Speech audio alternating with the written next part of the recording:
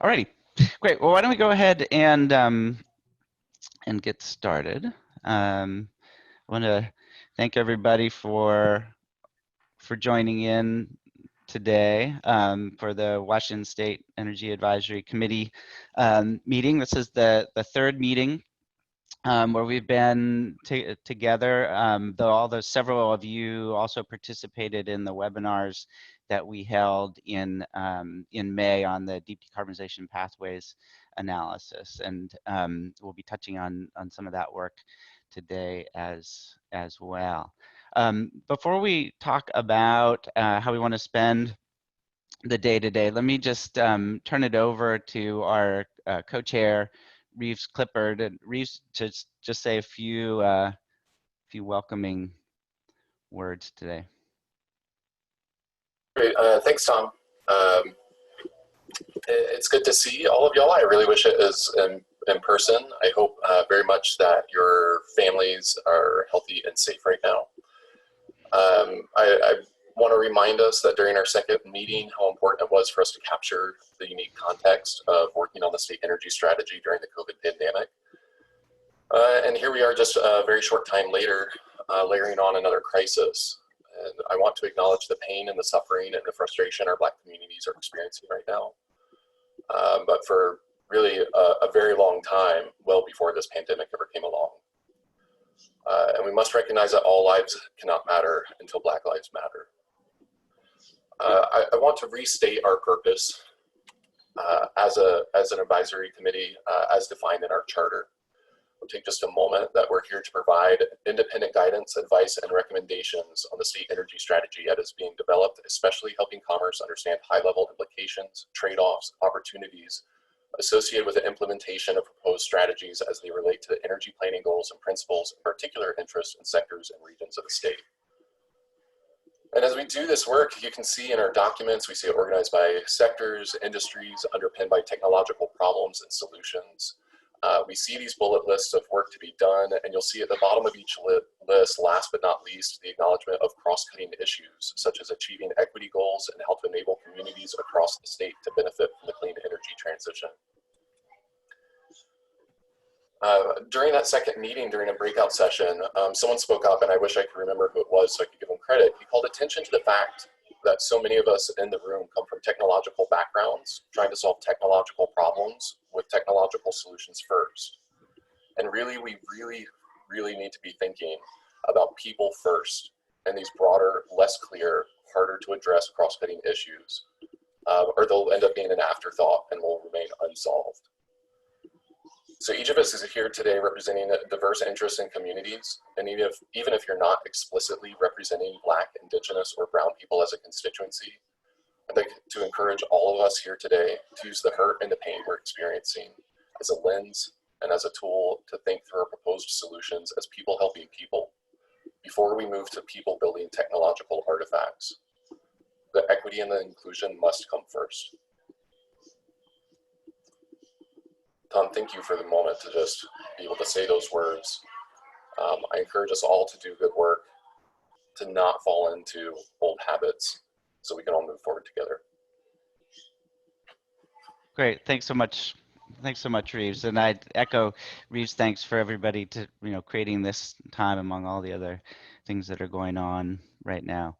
Let me just say a little bit about today's meeting, the things that we hope to accomplish, and then just a couple things that'll help us participate effectively by Zoom. So the focus of the meeting today really is on three things. One is introducing how we're thinking about the role of the state energy strategy in economic development and some of the economic analysis that's going to be underpinning the work. We've spent some time so far talking about the deep decarbonization analysis, and we'll spend some time today sort of filling out some of the sense of the analytical work on the economic analysis side. We'll also be reviewing where we are with the scenario development for the deep decarbonization analysis, building on the webinars that we had in May. And then we'll be spending the latter half of the meeting really having some discussions to be able to kick off the technical advisory process that'll be playing out over the summer, and really honing in on the framing questions for that work to make sure we're going in with the right questions in mind and the right issues on the table. We'll kind of break the day or the morning into two pieces then. We'll spend the first part of the morning on the economic development and the economic analysis topic, and we have Scott Nystrom from FTI on with us today, who's part of the Clean Energy Transition Institute team. Will be able to speak to that following some opening remarks from Lauren McCloy with the Governor Inslee's office. And then we'll talk about deep decarbonization scenarios with Jeremy Hargraves, who folks I think are quite familiar with now. We'll take a break, and then when we come back from the break, we'll talk about the technical advisory process, and we'll talk a little bit at the beginning about the process that we envision for engaging advisory committee members and other experts over the next couple of months. But then we'll also break out into some smaller groups to talk through the framing questions.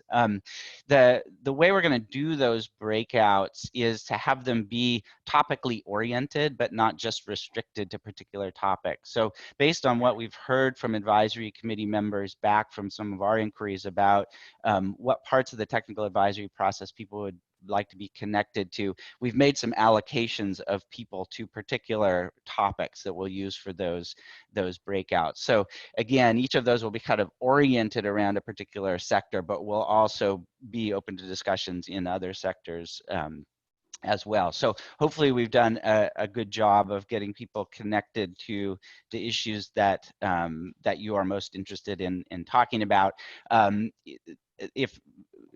If not, there will be ample opportunities over the course of the summer to be able to connect in with those particular sectors.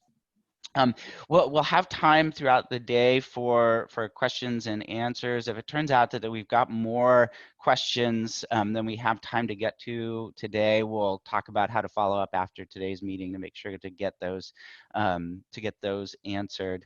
The other thing is we'll be, as we get into the deep decarbonization scenarios discussion, I just want to make sure that folks know you can go to the Commerce Energy Strategy website, and there's a one-pager there just summarizing the scenarios. And then when we get into the framing question discussion on the website, there's also a link to those draft framing questions. And we distributed those to the advisory committee members ahead of the meeting today. But for those that are following along by YouTube or TVW, you can find those resources there. Or if advisory committee members want to find them in one place, you can find them there as well.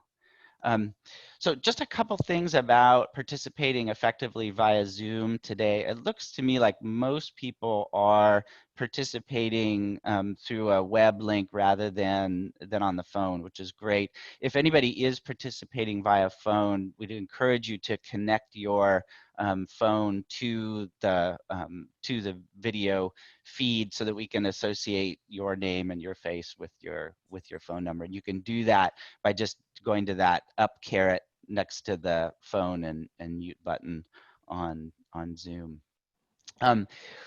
I encourage folks to mute yourselves locally. I think most people are doing that today. When we get into the Q&A time, we can mute and unmute people. We'd love to be able to just be able to talk rather than do everything via chat. But if while you're hearing presentations or thoughts or questions are coming to you and it's not Q&A time, feel free to use the chat button to ask any questions, and we'll be tracking those. And then again, when we get to the Q&A, if you want to jump in, I encourage you to raise your hand. You can find the raise your hand button over on the participant panel. So if down along the bottom of your screen, you'll see something that says participants. If you click that, you'll get the panel along the right-hand side, and you can find the mute button there. So I think most people are on video. I'd encourage the advisory committee members to please show your video. That also helps us know who is speaking, and also if people just physically raise your hand, we can see that. Please also update your name if it's not showing up as your name. You can do that also through the participant panel. And then you have the option for viewing if you want to see everybody in little screens, you can pick that, or if you want to see the speaker highlighted, you can do that, and that's up at the top of your screen. If anybody's having trouble with the technology, please feel free to chat to, in particular, Andy or Heather, Andy Chin or Heather Martin behind the scenes, and we can do some troubleshooting. I do want to say that in addition to people participating via Zoom today, we also have members of the public following along on TVW and YouTube.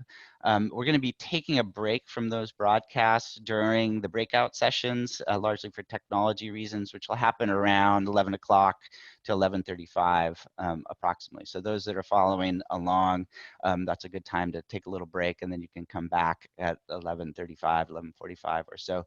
And then we'll have 15 minutes at the very end of the meeting for public comments. It's a little tricky to do that with the technology that we have. So what we're asking people to do is, if you have public comments, please email them to energystrategy@commerce.wa.gov, and we'll read those or paraphrase them depending on length at the end of today's meeting. And if you could get those to us by 11:45, that would be very helpful. All right.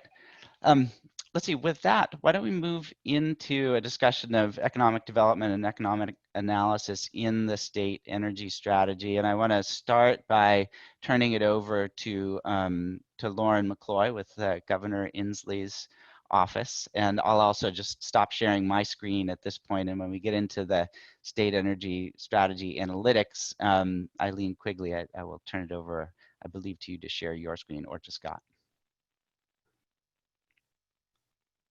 Great, thank you, Tom. Good morning, everyone. I'm Lauren McCloy, Senior Policy Advisor to Governor Inslee. Thanks to the co-chairs and the team for all the work that you're doing, putting into this process so far, and for allowing me to make a few remarks this morning. And thank you, Reeves, for setting the stage and acknowledging the moment that we're in right now. We are in unprecedented times. I think everyone realizes that. Washington State's unemployment rate was a record 15.4% in April, and the state's economy lost just under 530,000 jobs. It's the highest jobless rate that the state has seen since it started keeping records. So we have a significant challenge on our hands in terms of getting people back into meaningful work. I think we all realize that. And I do think that, it's going to have some impacts on the work that we're trying to do here. Similarly, we're facing at the state an unprecedented budget shortfall, and we're expecting sharp declines in revenues for state operations. This, knowingly puts stress on critical state programs supporting housing and homelessness, behavioral health, and aid to vulnerable households. And while the state has received some federal funds through the CARES Act, the amount of federal aid so far is really nowhere near sufficient to address the need that we're going to see going forward. For the governor right now, I just want folks to know he is 100% focused on public health and safety and implementing the Safe Start plan. And as economic activity increases in the state, with more people moving around in the economy, our office is really focused on safely getting people back to work while avoiding another spike in COVID transmission. And we're hearing every day from people out there from all corners of the state expressing how incredibly disruptive this pandemic has been to their lives and livelihoods. And navigating this is really an all-consuming challenge for state government and is our highest priority right now. Eventually, we will need to start talking about what economic recovery looks like. And for the energy and infrastructure segments of the economy, I see a role for this effort in that discussion.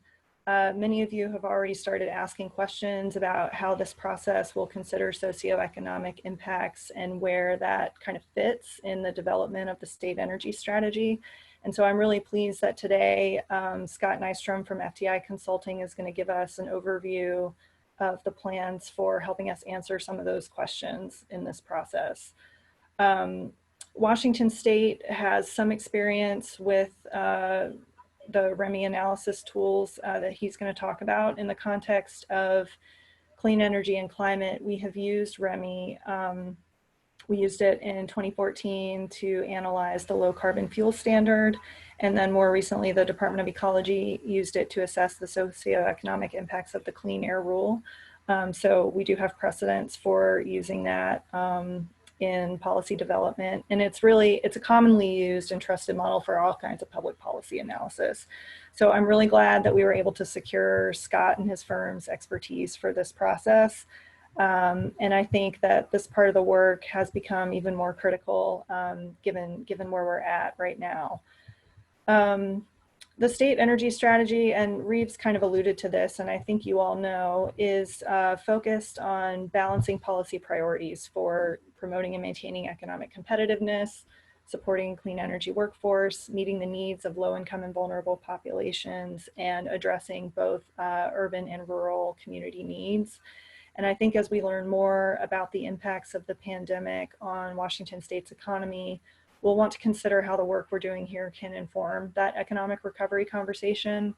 Certainly, we don't have all the answers right now, nor do we even really know what all of the impacts are. So there's a lot to be learned over the coming months. I do know that there's a lot of policy interest in this work, and I think we have a great opportunity to help shape that conversation given the tools and expertise that we have at the table here. So I'm really excited to get this part of the work kicked off with you today and look forward to continuing to work with you all on shaping the state energy strategy to address the needs of the state going forward. So thank you for allowing me to make some remarks on that at the beginning, and I'll kick it over back to you, Tom.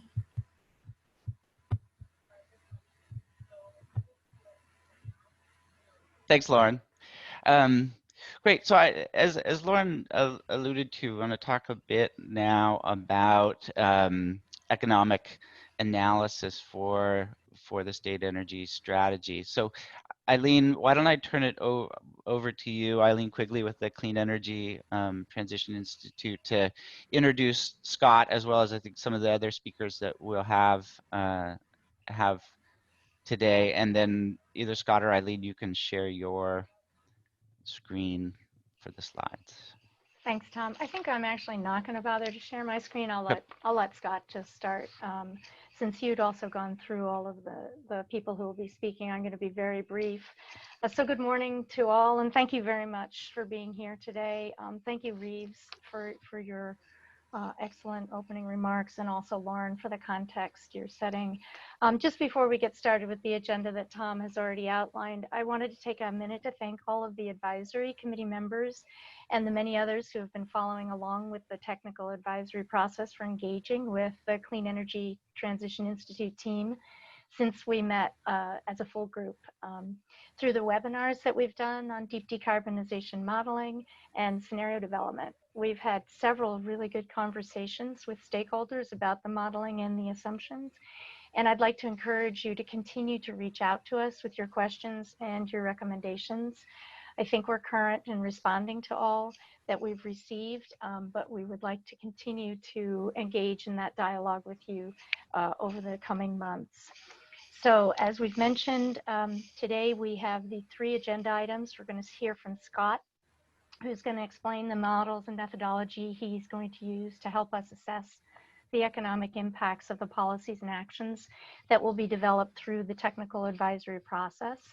And he's also going to touch briefly on the economic impacts of the COVID-19 pandemic as they are known at this time. Then Jeremy Hargreaves will review where we stand with the deep decarbonization pathways modeling the scenarios based on the feedback we've received since we introduced them 2 weeks ago.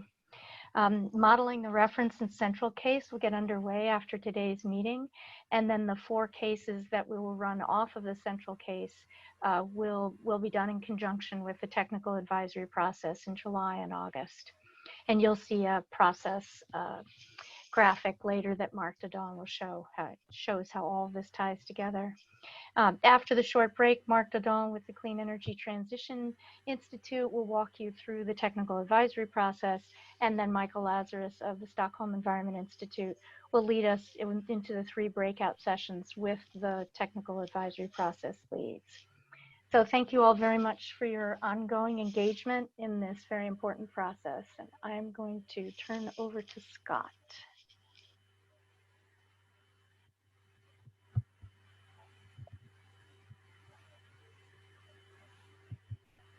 All right. I will say good afternoon, everybody. Nice to meet you all for the first time. Let me change actually the way of sharing my screen. Stop sharing, new share. Let's do this screen so we get the full PowerPoint. So I can say good afternoon because I actually am in Eastern time. I'm based out of Columbus, Ohio. And as was mentioned earlier, I'm going to be the main technical macroeconomic economic impact analysis for this project. So what I have here for everybody today is a short presentation, about 20 slides. Some of them are appendices that we won't go through in detail, but I will reference them in case people are curious to look at more detailed information later on after this call and after this conversation. So here's the agenda, what I'm going to talk about today. I'm going to very briefly give an overview of FTI and myself, just for context. I don't want to belabor that point at all. I'm going to spend probably the most time on the economic impact analysis and what exactly goes on in type of that modeling and what exactly it is contextually and how it works for people, just to give everyone an intuitive understanding of how those models work and what they consider and what they give you in terms of results and how you're going to consider them once we have them. And then, as Eileen mentioned at the end of this, I'm going to do a short discussion about where the economy nationally and in Washington State is because of COVID-19, where it's likely going to be going and what implications that has for the state energy strategy. So with that, I'll go first into FTI just as an overview. So FTI is a large, about 5,000 people, management consulting firm that does economic analysis, statistical analysis, research for all sorts of companies, all sorts of trade associations, law firms, and governments as well. The group that I'm part of at FTI is called the Economic Impacts Group, and what we do are answer what-if questions. And those what-if questions are, what if a public policy is implemented? What if a private investment is made? What if the Fed changes interest rates? What if trade policy changes? Just large what-if questions about markets in the economy and what those implications will be for various stakeholders, the public, various economic sectors, demographic groups, government, shareholders, whatever it might be. So we answer those what-if questions. What we're going to be doing here, though, is the specific list kind of in the center here. You'll probably see a couple, 4 specific kind of points there that are dotted out. We'll talk about what happens to the economy and macroeconomy. We'll talk about the distributional impacts. So there's a few times in here that I use the word distributional. That's the same as the equity analysis or the socioeconomic analysis that was discussed from the outset of this. So we'll be talking about that as a distributional analysis, is a term economists commonly use, and then also the demographics of the impact of the state energy strategy. I'll also give a little overview of 2 models. REMI got talked up a lot at the beginning of this, and we're going to use it, but we're also going to use some capabilities of a kind of similar model, not as detailed, that's used but an equally wide breadth of clients and different applications called implant. And just to give a little introduction to myself while we're on the REMI topic is a lot of those projects that Lauren discussed earlier that the state has used, whether it's directly in the state government or through arrangements with other consulting firms. I used to work for REMI. It was my full-time job for 5 years, and I was the head of their technical support. I was part of their development team. I was the head of their economic consulting team, and I was the technical support person on a number of those projects for the state for 5 years. So that model is very familiar to me. I don't use it as much now as going off in the consulting world myself day to day as I used to, but still very familiar with it. And we'll also use a little bit of implant to supplement its capabilities. So with that, we'll continue on and start with economic impact analysis. And I'm going to start from scratch here. I'm going to assume that some people on this call are familiar with what economic impact analysis is and what it does and how it works. but I'm also going to assume that there's others out there that probably aren't as sure even what it is conceptually. So I'm going to start from the ground up and bring everybody up to speed. So here's what it is. I'm going to start by defining what it isn't really. So there's two boxes here with a couple little fun clip art images inside of them. One on the left is energy systems analysis. That is what you all have been exposed to and familiar with so far through the pathways analysis.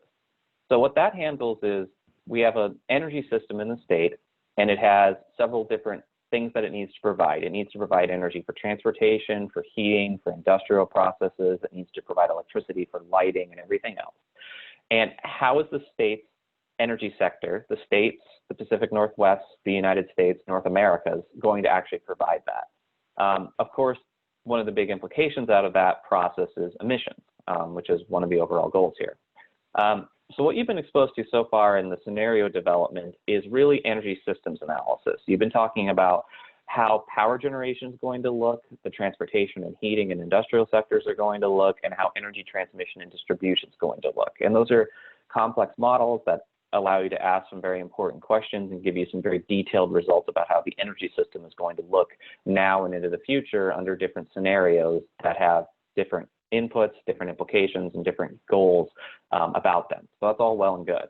What economic impact analysis does is it illustrates the entire economy, all businesses and economic sectors, all government, state, local, federal, and then also all households, and how they're going to respond to the changes in incentives and how they're going to make different decisions and investments and make changes as a consequence of the energy sector changing.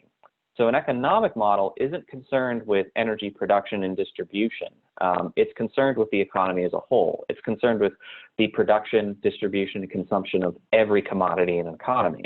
So there's 6 little clip arts there that are meant to give you a full breadth of the economy that an economic impact model has inside of it.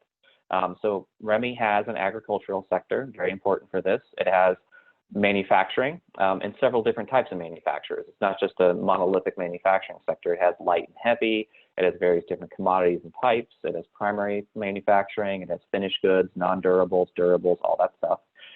Construction's in there as an example. It has a service sector, personal and business services, healthcare, education, all that. It has households and it has government. So how are these going to be affected when the energy system changes? How exactly that integration is done, I have a slide for in a second, which is what I'm going to get to next right here. So an energy model, broadly speaking, pathways in this instance, gives you several sets of results that kind of map into variables for the broader economy. I have 4 examples here. This is generalized, so just as an example, this isn't quite literally the structure we might take when we finish the model in here, but it's going to look something like this. So an energy model is going to tell you what's going to happen to energy. I call it infrastructure, but that's transmission lines, that's power plants of all different types, that's pipelines, that's storage capacity, it's everything. How is that going to change in the electricity sector and the fossil fuel sector? And those are parts of the economy. The utility and the power generation and distribution sector and the mining and processing sectors are all part of the economy, so that goes in the economic model. Energy models also discuss how technology changes, and that technology is, broadly speaking, for heating and transportation and industrial processes. And that's going to affect energy users, and those are households and firms. So how are their decisions and incentives and prices and costs going to be different as a consequence of what the energy model says? Price is a very important part of any economic model that does this kind of stuff, both for electricity and fossil fuels, because that affects the cost-facing customers. So that'll affect households and firms as well. And then also emissions. Most economic models do not consider greenhouse gas a part of the economic impact, simply because greenhouse gases are a global externality, it's a global issue, but they do consider usually conventional air pollution. So think of process and smokestack and tailpipe emissions of NOx and SOx and particulate matter and the like, those co-benefits that come along with greenhouse gases. And that affects what the model calls amenity, but that's just attractiveness. That's the health effects that are associated in the saving of lost productivity that's associated with improved air quality. So the model is going to account for all these different things. We're going to take the outputs of the energy model on these different fronts, and we're going to map them into industries, and we're going to map them into households and governments and different policy variables and prices in the economic model. And we're going to see what the economy looks like different in the future as a consequence of that. So to talk about that, I'm going to talk about the models themselves, and then the results that you get out of them. So this here is the structure of a model called IMPLAN. So IMPLAN didn't get Lauren's introduction earlier, but it's in wide use throughout the state. Several of the state universities I know for a fact have a license. I've seen studies come out from them. IMPLAN works on a concept of, I think the best way to explain this is think of an old factory town. This could be in the Midwest, this could be in the Pacific Northwest, this could be anywhere really. Think of a small 10, 20,000 person factory town, kind of the 1950s or 60s of yore, where you had one big factory that was kind of dominated the town's economy, and around it you had a number of suppliers that would help and aid in producing materials and equipment for that factory. And then the town itself was supported by that industry. That's where the money, tax base came from for schools, for local government, for infrastructure, for the healthcare system, and for all the other kind of personal services, think like restaurants and hotels and retail around that. So what IMPLAN does is it illustrates that concept of kind of the factory town and the supply chain and everything that's supported by it around it, but it does it in an economic model where it's not constrained by geography. So what IMPLAN says is that every industry supports the supply chain, and the supply chain in the industry supports spending by consumers. So that's going to be a concept that's going to be inside of the modeling we're going to be doing.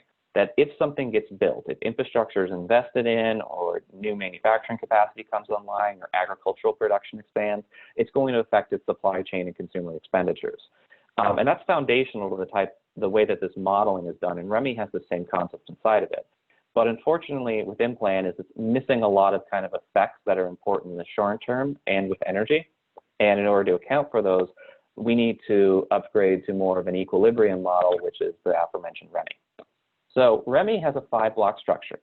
There's a more detailed version of this in the end of the presentation that's got a lot of kind of arrows and boxes on it if anyone's curious to look at it. And I'm happy to take any questions now or offline if anybody's curious to talk through any of this, or have references to their documentation for their data sources or their model equations, which are all publicly available. The software to run it is proprietary, but the model itself is actually open source and documented. IMPLAN has block 1 and block 2. It has output, so it has production, and it has labor and capital demand. So it has essentially the inputs that need to go into production. But what IMPLAN doesn't have is block 3, 4, and 5, which are the left, right, and the bottom of it. So population, wages, and market shares. So what REMI does that IMPLAN doesn't, and we're going to account for in our modeling here. So kind of starting from the beginning is the scenario modeling of the intersector is going to be completed based on the scenarios that everyone agrees on. That's going to tell us what's going to happen to the energy system of the state and the region and the country to an extent as a consequence of those policies and those scenarios. Those are going to develop inputs into the model, and we're going to account for what that does to the economy inside the model. And here's what we're going to account for in the long term. So one thing that REMI has that's nice about itself compared to some other models, it has a full demographic model inside of it. So people are born and die inside the model. There's immigration internationally. There's migration domestically. People do not have to live and work in the same place. There's commuting. People can move in and out of different states in response to the strength of the labor market and cost of living. So we're going to be accounting for all those things. Labor is mobile inside of the United States. Inside the model, we'll be accounting for that. To give an example of this that I'd have, just to show everybody a little bit of a tidbit here, this is the actual model software. It's not Washington, it's the United States. I just have it for a separate project and I want to show you all quickly. And this is the model's population forecast nationally. In 2001, the United States had about 285 million people. This is about 330 right now, and this is growing to not quite 400, 390 million by 2060. So we have this line inside the model of what population looks like, but we're going to be able to see how this line changes in response to the different policy decisions and scenarios that we have in the future. Again, this is national, not Washington, but I think it kind of demonstrates the point of the fact that REMI has demographics in a forecast. The other thing that REMI has inside of it that's going to be useful is it actually has explicit variables for energy costs. It has prices for heating fuels, for transportation fuels, for electricity, and for natural gas. And then for all other energy types as well. So that block down at the bottom has prices in it, and prices are an important, decision factor about how businesses and households consume, produce, and where they locate themselves. And then on block 5, it's the far right one, the market share, the one that looks like a little globe, is competitiveness. The model has different regions and different countries competing against each other for labor and capital and for production and business activity. So as wages, prices, and profits change, competitiveness change, imports and exports change, not just internationally, but from Washington to its neighbors and the rest of the country and the rest of the world. So we're able to assess all these very high-level things inside the economic model because of its detail and its dynamic structure of having the bottom 3, the left and right and the bottom structures to it that Implan does not. So with that, I've talked through a high level kind of conceptually how these models work. Now I'm going to talk a little more technical, not very, but a little more technical about what's going into them, and then also what type of results they're generating. So on the left, let's start with modeling assumptions. The major data sources for both REMI and Implan are the 3 or 4, we can count EIA in there, 4 federal agencies that are described. The Bureau of Economic Analysis is the most important one because that gives us the regional data for wages and production and just essentially everything. Bureau of Labor Statistics supplements that with labor market data, though the BEA kind of repackages a lot of that for you anyways, but the BEA and the BLS are fundamental to how these models are built. The U.S. Census Bureau is, of course, fundamental to the demographics inside the model. And then the energy sector, REMI does not have nearly as detailed an energy sector as the pathways modeling does, but what is in there is based on EIA data. Implan really does not have an energy sector inside of it. It just has production, like energy is any other sector, so we don't have to worry about it in this case. When REMI builds the model, so the model works out of the box. REMI's developers ship it calibrated and ready to go. The energy concepts inside the model are based on the Annual Energy Outlook's most recent reference case. Again, that's produced by EIA, and that's going to broadly align with the underlying assumption that's in the pathways modeling here. So we're starting from the same starting points as models. They treat the energy sector differently, but they're starting from the same set of facts and assumptions, and those facts and assumptions are coming from the Department of Energy and the EIA. So we're starting at the same place. REMI does include a couple macro forecasts in the short, medium, and long term that are from different sources. The short term, and by short term I mean 2 or 3 years, is the University of Michigan forecast. They have their forecast online. They have a nice 2-page PDF summary if anybody wants to read it that's written for a general audience. And I've actually a slide a little bit later in this presentation summarizing the Michigan forecast. So we'll get a little taste of that, everybody together here soon. The medium term, and by medium term I mean about 10 years, is from the BLS. The BLS produces a macroeconomic forecast about what the U.S. economy is going to look like in 2028. They're about to release 2030, so that's from BLS. And then long term, there's a census demographic forecast, and then REMI's own economists do some analysis to come up with that. So the underlying assumptions in the model are consistent where they need to be with the modeling that's being done otherwise. It's from federal sources, and then the underlying assumptions of the model are pretty straightforward and transparent as well. Now the results generated. This is actually a 2-parter slide, and I'll get to how it's a 2-parter in a moment. So results generated, both REMI and Implan give you high-level kind of headline macroeconomic impacts. Employment, business sales, gross domestic product or gross regional product or gross state product, whatever number or term you prefer, household income, state and local government tax revenues. REMI is the only one that gives you a year-by-year concept. Implan just kind of has a before and after, like when a supply chain produces, what's the impact, but it doesn't really have an annual concept. REMI works like that line chart I showed you a little earlier, where it's showing year-by-year how does the curve change.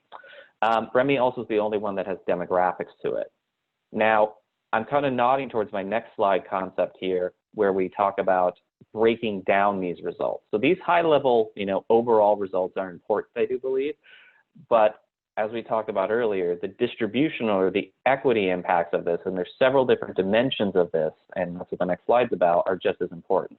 So I frame this as a series of questions, and they're questions that we can answer, or we're planning to answer, and I think we can on all of them. There's a more detailed slide in the appendix if anybody's curious to dig back there later that gives a little more detail on what exactly is going to be covered and what kind of the methodologies behind them are, but this is just a high-level summary for everybody. one question, of course, is what is the regional impact? So these models can not just do the state level, so just treating Washington as a single entity, but they can break it down, be it from a regional concept, look at the eastern part, the western part, Puget Sound, all that. But also they can look at counties, and then you can use that same set of data to look at urban versus rural. That's one breakdown, geographical. Second one is how are different economic sectors influenced? The two most important ones, probably, though everybody is important, but two to key on are definitely agriculture and manufacturing. I discussed earlier, the model has detailed agriculture and manufacturing sectors, so we'll be able to look at the impact of them specifically when we do this. Another one is income strata, so the distribution of income, quintiles, quartiles, that kind of stuff. That's also present inside the results we're going to have. Another breakdown is on the demographic component. How does this affect different races and ethnicities? That's another question we'll ask and answer. And then also on sex between men and women. How does this affect them differently? This is a historically true point, but the 2008-2009 recession was generally speaking a stronger recession for men because they were so concentrated in sectors like construction, which took a large hit from that. We don't know what the COVID recession is going to do, but it's not necessarily the same between men and women. So that's another angle of equity we're going to look at. And then also age. And the age concept here is handled really in two ways. One is looking at essentially age groups now, young and old. So if we just look at 2020 or 2025, kind of the near future, how would young and old look at each other? But then there's another aspect to this. Because we're going to be doing the analysis both for a few decades essentially, how are the impacts going to look on people alive now, alive and working now, or alive and retired now, whatever it might be, versus those who will be doing the same decades from now? So the equity is not just old and young currently, but it's also between generations over time. And because the model is dynamic, we can analyze it in those terms. So the next part we're going to talk about is an economic recovery. And I'm going to get to that slide from the University of Michigan. This is their forecast. Again, it's available online if anybody wants more detail that they provide. So this is US only. They don't break out states with the exception of Michigan itself, but this is for the US, and I think it still gives you some informative lessons nationally, or for the region for Washington. So we look at 2019, we see US GDP and the growth rate and the unemployment rate. I also included a few things in here that aren't just the high level kind of headline numbers you hear about growth and unemployment. I also tried to put some that are more in kind of like physical terms. In that case, I used light vehicles and private housing starts just to get a sense of how industry is doing on that level. So we look at 2019 and then we see 2020. The Michigan forecast says the economy is going to shrink 4% this year. The unemployment rate is currently higher than 10.5%. It's 13.4, I believe, and it's a little bit higher than that in Washington right now. But they predict, and most other forecasters do, that the economy is going to recover at least some this year, not all the way certainly, but it's going to recover some this year. So the average unemployment rate for the year will end up being about 10.5%. If the relationship between the US and the Washington rate remains consistent, and those things tend to most of the time, that would mean Washington's average unemployment rate for the year would be between 12 and 13% once we're done with it. And you can see that all the physical measurements of economic activity, be it manufacturing capacity or vehicle production or private housing starts, are all down very strongly as well. So the fact that this year is going to be a recession and going to be kind of rough, I don't think probably shocks anybody. We've heard that news. But what's important, I think, is what's going to happen in the next couple of years. I'm going to define that as kind of the short term or the short medium term. You can see that the forecast has the economy getting going again. It gets growing again, but it's not very quickly. It's 3.5, not quite 3.5%. It's 2.1%. And the unemployment rate stays somewhat stubbornly high. It comes down, but it's going to have to kind of grind its way down back to a 6 or a 5 or a 4, more of a full employment concept of where it was previously. And the other measurements, manufacturing capacity comes back pretty nicely, but vehicle sales and housing starts, construction and the automotive sector are huge parts of the economy. They're not back to where they started. So it's going to take a little time to get us back to where we are. We've been knocked down and we're getting up, but we're getting up slowly. It's not going to happen within 6 months or 12 months. It's going to take at least a couple of years, at least through 2022, as the Michigan forecast has it. And what this means for the state energy strategy, thinking about this in the short term, is what opportunities does this present? The biggest one, of course, is that economic recovery is going to be the foundation and focus of policy, federally and at the state level and local level for the next couple of years, probably. It certainly was after the 2008, 9, 10 recession, where that was very, very important and dominating in all policy discussions for, I'd say, at least a good 5 years after that. And it's probably going to be the same thing here. The good news is fiscal policy is very accommodating at the federal level, and so is monetary policy. And the upshot of monetary policy being accommodative is interest rates are low. And because interest rates are low, it makes it cheap to make long-term investments. These could be made by both private and public entities for that matter. It's a cheap time to borrow money, and it's cheap to amortize payments. So if you're investing in infrastructure or equipment or production capacity, it's cheap to do so now. If you need to make long-term maintenance or replacement that you've been planning, it's a cheap time to do it. We have a projection of an elevated unemployment rate, which means workers are going to be available, and it means it's going to be good to put them to work. As I showed on the slide before, if unemployment is going to be about 7% in the United States, maybe a little higher in Washington going forward for at least the next 4 or 5 years, there's labor available, and getting them to work is a good thing. Same thing on the manufacturing capacity side, where if manufacturing capacity is being used at a lower rate, that means it can ramp up if there's things for it to do to produce materials and equipment. And then all of these together, labor, capital, inputs, that's essentially what I've talked to. Unemployment is cost of labor, capital is interest rates, and input costs is the manufacturing capacity. Those are all going to be low, at historic lows in some cases. So this makes conditions favorable for investments in the short term. And just to kind of talk through one final slide here to give everybody a capstone. So this here, I'm just picking solar because it's a clean example. There's going to be lots of things that are opportunities, of course. I'm just picking solar because I had a nice kind of list of facts here for everybody. So this here shows everybody the current solar sector in the state of Washington according to the Solar Energy Industry Association, so their trade association. And it's a little map here about where the sector is actually located. But I wanted to bring this back to everybody to say that the state has had about $650 million in capital investments in solar all time. That is something that could change because interest rates and costs are so low, as I mentioned on the previous slide. The other thing I want to note too is that think through an economy, not just in terms of the sector itself, but think through the interconnections that I mentioned earlier. The main reason I brought this slide up is actually because of the colors on the map, where if you look at the colors, they symbolize 3 different things. The red one's the manufacturers, the blue one's the installers, and the green is other. So red means they're producing equipment and materials related to the solar sector. Blue means they're installing the infrastructure, so people on roofs, people putting in utility scale, whatever it might be. And green means other. That could mean financing, that could mean professional services, that could mean design and engineering, could mean a lot of things. But the logic that this slide and the logic that that map is talking us through is actually kind of how in-plan and REMI work, where if you have some sort of direct investment, it's not just going to go to that. It's also going to affect the supply chain. It's also going to affect consumer expenditures and other support sectors around it.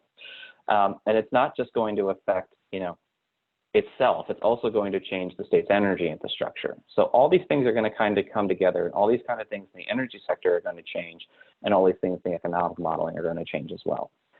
So with that, that's the high-level stuff that I had to introduce everybody else. I'll really quickly flash a couple of the appendices if people are curious about them later.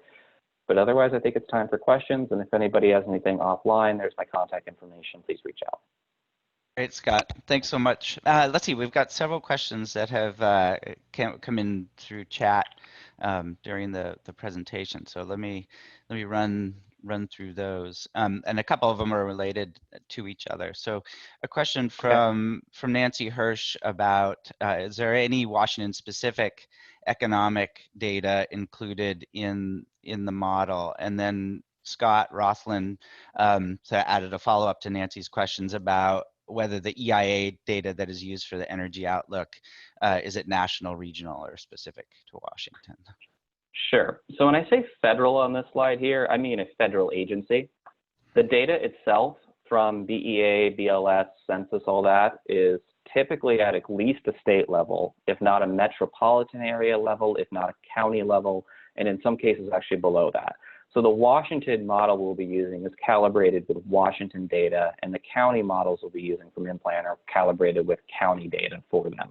So the federal there is, again, in reference to the federal agencies providing the data, but the information itself is tailored to Washington. So that's the first thing. Second thing, the EIA data is at a regional level. They do a Pacific region, and the Pacific region includes California, Oregon, Washington, Alaska, and Hawaii. They do not provide in their forecast, unfortunately, a state-specific result. They provide only a West Coast specific result. So it's not national, but it's not ideally state, but it is at least for the far West Coast of the country. Great, thanks, Scott. Let's see, and then we just had a comment on the presentation from Cam, colleague of Clay Norris at Tacoma Power, on noting that on the slide 6 where we talk about liquid fuels and gaseous fuels, noting that there's efforts underway to develop non-carbon liquid and gaseous fuels in the power sector also, in addition to the transportation sector. Yeah. That's a very fair point. That's definitely something that's included in, say, the technology. It's impossible to make a structure that implements all these perfectly, but yes, biofuels, for instance, are definitely something that can be included in the energy model and the economic impact model. Great. Let's see, and then Dan Kirshner asks a question, why UM and not a more local resource for short-term macroeconomic forecasts? The main reason for that is REMI develops the model using the Michigan forecast. So that's just to show everybody what's underneath the model as it is right now. The other reason is not every state and not every university has like a macroeconomic forecasting shop. Michigan is very unique in that. Their macro forecasting shop was founded by a couple Nobel Prize winners back in the 1950s, and they've been at it for a long time. It's also nice too because the University of Michigan macro forecast is available online for free if anybody wants to look at the PDF, so there's a transparency there. So the reason it's not done with a more local shop is REMI uses the Michigan forecast because they're pretty much the best in the game, and two, I'm not aware of any universities or macro forecasting shops in the state of Washington doing this. Most states either rely on like a Michigan forecast or they'll turn to like a Wall Street firm that produces it to do their macro forecast. And I don't think Washington has like a homegrown one like that. Great, thanks, Scott. Let me take a couple of the other questions that have come in via chat, and then I see that George, you've got your hand raised as well, and we'll get you into the queue. Nicole Hughes is asking, can you please provide reference to studies which have used the REMI model as an example? Be happy to. Follow up with me. But REMI's, the company's from 1980 itself. It has a client base in essentially all 50 states. It gets used a couple times a day for studies like this, essentially. So I'd be happy to provide at least a couple example studies of the model in action. Great. And then Senator Ibarra is asking a question about whether the model can break down by balancing authorities rather than counties, since the utility is managed by balancing authority. Yeah, so this is a great example of where energy systems analysis and economic impact analysis are kind of different from each other. The economic impact analysis is based on essentially political boundaries like counties, while of course energy systems analysis is going to account for more the physical divisions in the electricity system and the pipeline system and stuff like that. The best we could do on those grounds would be kind of do a mapping between the counties and the balancing authorities. I know that's not perfect. I know their lines cross each other, obviously, but that's going to be the closest version of what we can do. And the inputs to the model are going to be, different for different counties because of that. But the model's not set up on utility service territories. It's set up on counties, unlike, say, an energy system model. So we'll do our best to map between the two, but it's not going to be a perfect fit. Got it. Let's see, and then a couple of questions from Martin Gibbons. Why don't I read both of those, and Scott, I think could go through them in turn. Okay. The first is, how are the results of the impact analysis fed back into the energy model, and whether there is a feedback effect around assumption checking, product market replacements, et cetera. And then the second question is whether we can extract education and training requirements forecast through the model. Sure.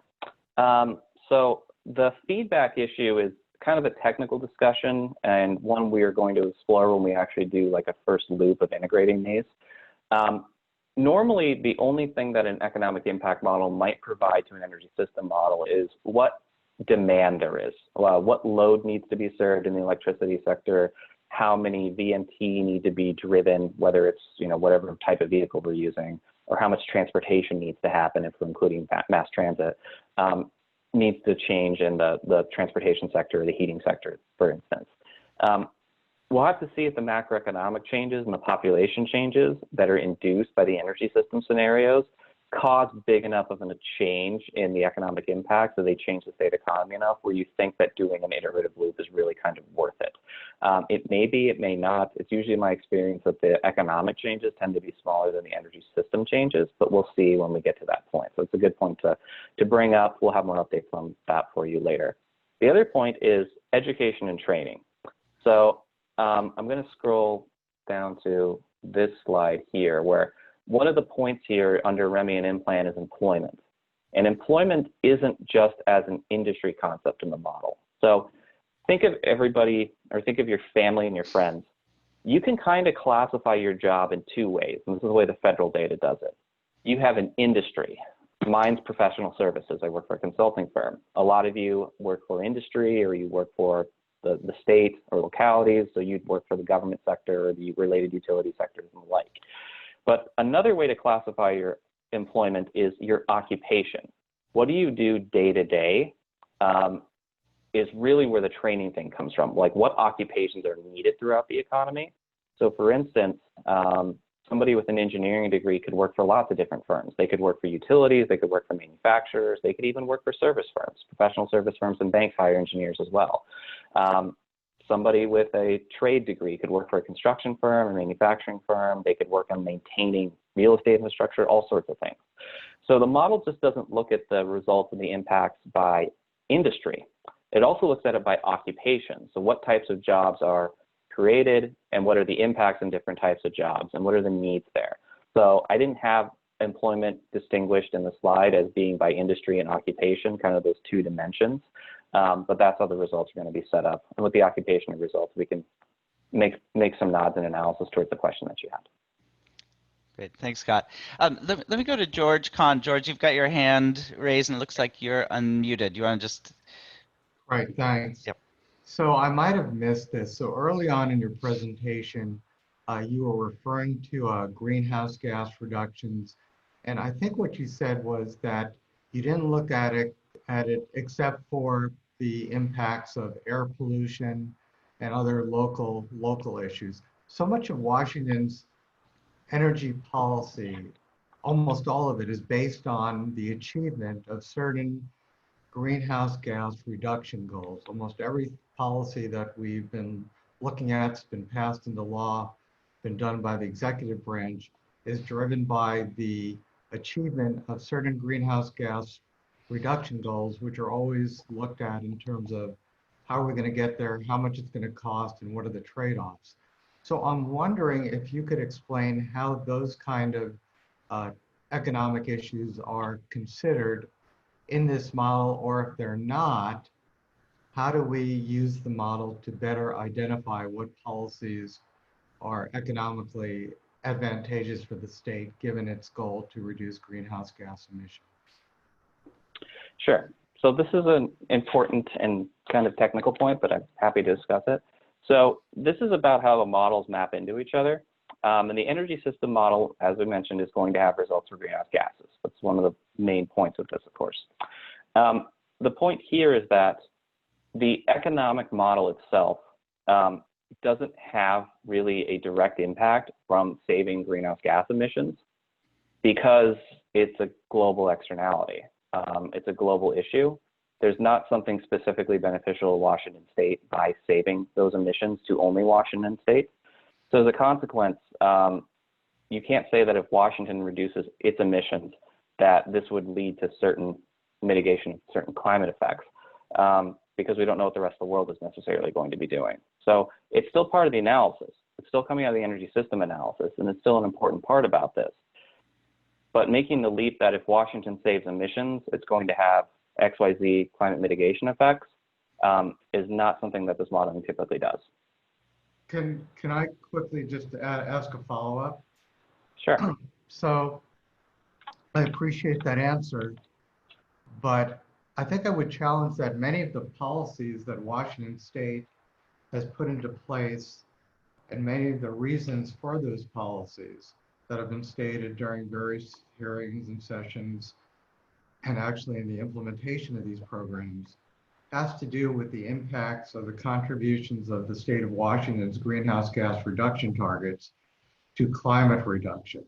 So I'm a little concerned about, is this analysis going to give us good data if the impacts of the policies of the state energy strategy, which have been formulated to make an impact on global climate change, is not going to be included in the economic impact analysis? I don't know the answer to that. I'm not a modeler, but I just wanted to tee that up based on the history of our programs and policies in the state. Thank you. Sure. Great. No, Go ahead, Scott. I don't know if there's a question. Yeah, I don't know if there's really a question there. But I'll just say that it comes down to what I said a second ago, is that because it's a large, complex global climate system, Washington's goals are worthy and important for their own sake, and they are kind of the motivating factor for why we're doing this here.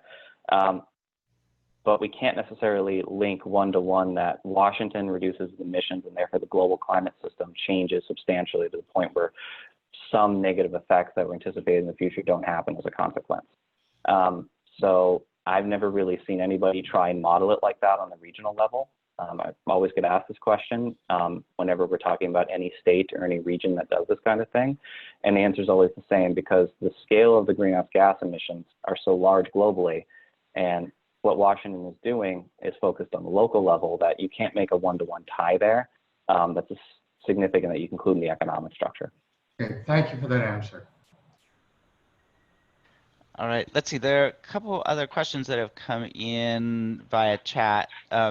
This one's from Derek Gruen with Front and Centered about saying the distributional breakdown in the model is good, but it's limited to the top level results, which don't fully capture public interests like cost of living, health, et cetera. Are there other top level results available, or is that the complete list? And then also, what about non-market activity? Is that captured anywhere, or any other limitations or caveats to know about? Sure. Cost of living, yes, definitely included. It's not on the list, but it's one of the important things in the model. There is essentially a CPI, Consumer Price Index, so what it costs to live in a place or time.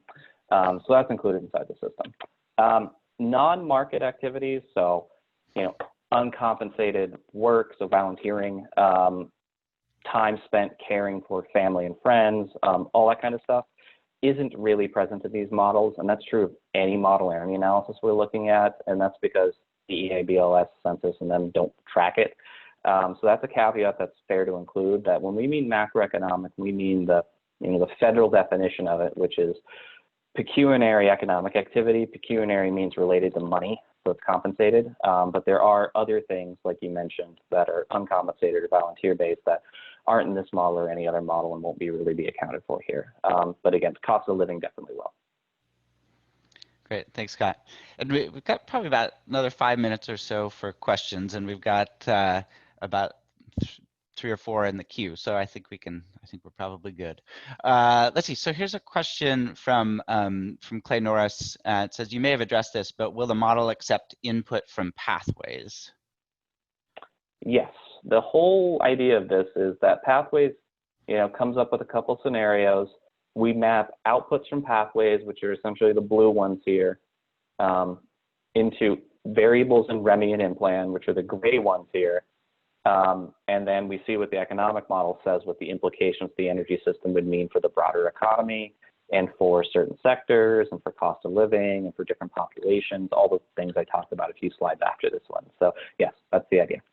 Great. And then from Senator Carlisle, is there data from California and Oregon about biofuel markets compared to Washington and a role of low carbon fuel standard relative to economic impact? I think that one's more of a question maybe for the energy system modelers on the call. There's been a lot of studies done, I know, about low carbon fuel standards and advanced biofuels on the West Coast. And REMI as a model has licensed models to several different groups to do those. I don't have a direct answer for you there. That might be something better to bring up with the Pathways folks about how they're treating that and how they're treating the rest of the West Coast region. But the economic model here, like I said, biofuels will be integrated into the structure. It's just not in there, but it'll be integrated into the structure. But I don't have a real specific answer for you there. Great. Yeah, and maybe we can hold on that one. We'll be talking about the pathways analysis here in a little bit, and maybe some insights there. Let's see. And seeing a clarification on an earlier comment. A question from Rebecca Ponzio, whether you can describe further how the results will include who's benefiting from investments and how sensitive are those results, for example, job transition, et cetera, where the jobs are located and what demographics of people working. These questions are essentially the questions that'll be asked, and in most cases, probably all cases, never know till you do it, but these are the ones we are going to endeavor, and I think we have the methodologies to answer. So this is the kind of distributional equity analysis. These are the ways that we're going to analyze that question. Great. And then Dan Wilson asked the question about the availability of the presentation. All the presentations from today will be posted to the website right after today's meeting. Let's see, one clarification question from Derek Gruen about, just to clarify, cost of living is a result generated from the model? Yes, REMI is going to take in the variables that the Pathways comes up with for energy prices for all different energy commodities. And then it's also internally doing calculations about how housing prices will change, how wages will change, how cost of production will change, all that kind of stuff. And it'll net those all out with each other and come up with a change to what the model calls TCE, which is personal consumption expenditures, but it's really just the CPA concept, or CPI concept, excuse me. So it's the index for what the cost of living is, and we'll have an idea of what that's going to look like as a consequence of the scenarios. Great, thanks. Let's see, we got a couple more minutes for questions. We've got one in the queue from Clay and another one from Sandy. So why don't we do those, and then if there are additional questions that people have for Scott about the economic analysis, we can always follow up after today's meeting. So from Clay Norris, is it fair to assume that a scenario with a focus on locally produced fuels, biofuels and electric fuels, would result in higher equity scores? No idea how to answer that one right now. It may be the case, it may be not, but trying to ask me and the project team for very specific answers about what the impacts and the distributional things are going to be right now before we've done all this, hold the horses. We will get there. Those will be interesting conversations, but we're not ready for that yet. Yeah, great. Yeah, keep in mind that question is out there. Great. And then finally, a question from Sandy Edgemon. Scott, you explained the differences between the models. Will you repeat how we'll benefit from using two models? Sure. The main advantage that InPlan is going to have in this is that InPlan is more detailed on the sectoral level. So REMI has about 70 industry sectors, just good detail. But InPlan has about 500. So that's the first thing, is it gives you more sectoral detail. And the other thing is REMI is, I'll just say it, it's not cheap. Licensing it is not an insignificant percentage of the project budget. Licensing REMI for a lot of geographic detail is well into the six figures. It would chew up, way too much of this budget can support. So what we're going to do is we're going to use InPlan's detail on the sectoral level, and the fact that InPlan, I already have a license. It's very cheap, a license to a county level InPlan model, and county below some cases. So we're going to do a little bit of hybridization where we use the InPlan detail at the geographical and the sectoral level to do some mapping and allocation of the REMI results in the dynamic sense and the long-term sense at the state level, so we can have more informed results at a local level. So the main benefit of InPlan in this is just being able to address more of the equity and distributional analysis in the sectoral and the geographic sense that we couldn't really do with REMI unless we had far more budget than we do to buy a like $200,000 county level model. Got it. All right, great, Scott. Thanks so much. I know there are a couple more questions that have come in, but I also just want to make sure that we're keeping on time. So we'll be able to respond to any of those additional questions in the follow-up from the meeting today. And Scott, thanks so much for the presentation and for the Q&A and folks' thoughtful questions about the economic analysis. I want to turn at this point over to Jeremy Hargraves with Evolved Energy Research for an update on the deep decarbonization scenarios analysis work. For this meeting, we distributed and this posted to the website a summary of the proposed scenarios. And I know that most of the people on the call today have been part of one or more of the webinars that Jeremy held in May. So Jeremy, why don't I turn it over to you and or to Eileen if you want to introduce Jeremy. And then Scott, if you could stop sharing your screen. Sure. Thanks, Tom. Yeah, you can just go right ahead, Jeremy. Yeah, so I can share my slides once Scott has taken his slides down.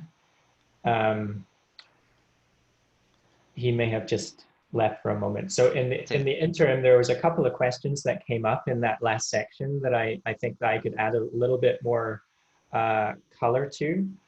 So the first one is from Senator Carlisle on, is there data from California, Oregon about biofuel markets compared to Washington and the role of a low carbon fuel standard?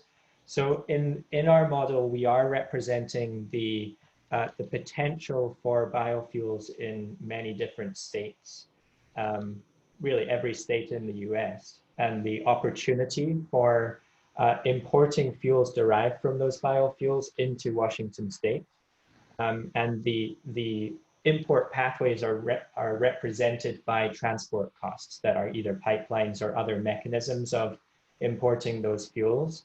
So that's kind of the technical representation of how we can procure fuels from other places. The low carbon fuel standard, we're not representing that in the model because the concept here is that we are identifying what is the lowest cost thing to do just from a nuts and bolts, cost of steel in the ground, cost of the fuel themselves. And the low carbon fuel standard is a potential policy mechanism that would enable us to use different fuels or change the distribution of the fuels that we use. And so it is a policy that would be considered in policy development, going into the technical advisory process that we're about to talk about in the next section. But in the model that we're building is the target that we want to hit with those policies rather than model the policies themselves. So that's what I would say to that question. And then the other one that George raised on GHGs, I want to add a bit more color to that. It's not that we are not considering the impact of those GHG policies. In essence, everything that is coming out of the Rio model and the energy systems modeling work that inputs into the economic impact analysis that Scott is doing, that is all implicitly because of the GHG policies that we're implementing. So all of those investments, the changes in the way that we use fuels are all a result of those policies that we're then evaluating in the economic impacts model. So even if we're not considering the economic impacts of changes in climate on Washington, we are considering all of the economic impacts of the policies themselves and implementing those policies. So it looks like I can share my screen now. Let me pull up the slides.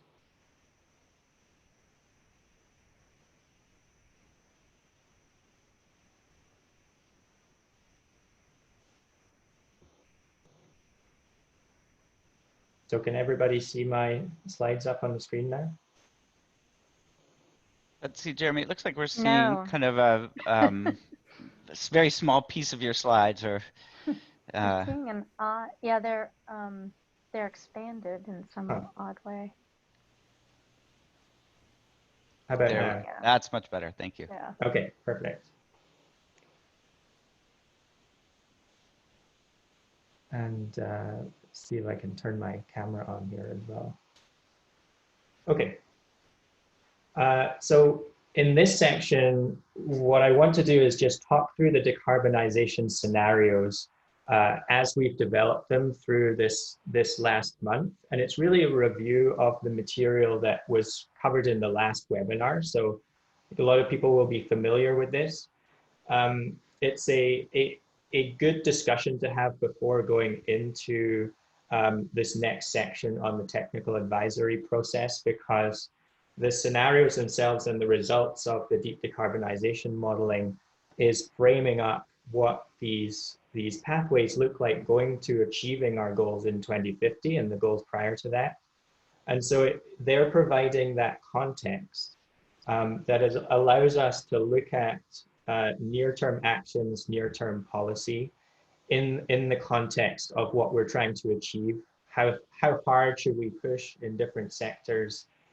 What does that transformation look like to get to these really low emissions goals in the future? So I want to first start off with just thinking about structure here on how we're structuring the scenarios. And just before diving into this slide, which is talking about our decarbonization cases, it's worthwhile to think about what is the state doing if we weren't implementing any of these greenhouse gas goals over time. And we're developing a reference case to be able to look at that question, where if the state were to continue business as usual without implementing net zero by 2050 and the interim targets to get there, what types of investments would we be making in new equipment? Equipment wears out, we have to replace it. What types of fuel procurement would we see over that time, and how, with demographic changes and so on, would our loads change and influence the type of pathway we follow in that case? So that gives us that reference to compare to when we're thinking about decarbonizing the economy. How different in cost is it? What type of different investments are we making to get to a decarbonized future? And then this slide here is showing how we're structuring those decarbonization cases. So it's structured around a central case. This is the core of the decarbonization cases, where we have a common set of assumptions that most of those assumptions are pooled into every other case we're looking at as well. And so that gives us this nice comparison point, and it sets us up to be able to look at these what if questions, where we change something about that central case to investigate what that something would do to investments prices. An example of that would be between central case and case 3 in this diagram, what if lower electrification in buildings and industry? By just changing things about electrification in buildings and industry, then we're able to make conclusions about attributing differences in investments and attributing differences in cost to that particular policy. The central case assumptions are relatively unconstrained on technology availability, in-state, out-of-state, aggressive electrification and efficiency, no measures taken to reduce service demands, which is a conservative assumption. We're really asking here that question, can we decarbonize even without behavior changes? But one of our scenarios, you see case 5 in the diagram, we're looking at what if we did get reductions in service demands, reductions in VMT, reductions in other areas of the economy. And then just leading into that, those satellite cases, we are asking these what if questions to be able to test different types of policy in the Washington state economy that have come out of the discussions with the advisory committee the last 6 weeks with the state, with other experts, and we're still working on the assumptions of each one of these cases, consulting with experts in the state to be able to include the best data and the best assumptions about how the system might evolve over time. A little bit more detail now on each one of the cases. So starting with reference and central.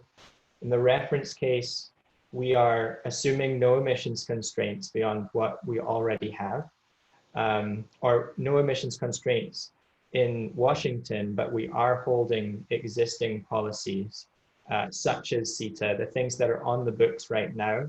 Those will be implemented going out to 2050. And then the central case, we walked through a few of these assumptions already. With the WEC states, what we're assuming for non-Northwest is that existing clean energy policies are applied. In the Northwest, Idaho, Oregon, Montana, then we're assuming 80% below 1990 levels, target from the Northwest Deep Decarbonization Study. Service demands remain business as usual. All resource options are permitted for electricity and fuels production, and that includes building nuclear in the state. Fuels trading between states is allowed, including pipeline construction.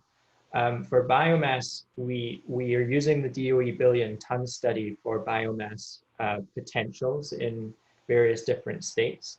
We're consulting with experts in the state on Washington biomass studies and alternatives for pricing biomass. Transmission expansion between states is permitted, so we could expand or identify and build new corridors to bring in additional energy from renewables. And then load management through dispatch of new flexible load technologies as the stocks of our various energy consuming technologies in residential sector, commercial, industrial, as they evolve with new technologies coming into the economy. If they have flexible capabilities, then those will be dispatched for optimal least cost planning in our model.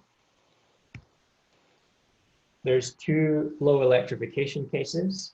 So the first is low electrification and efficiency in buildings and industry.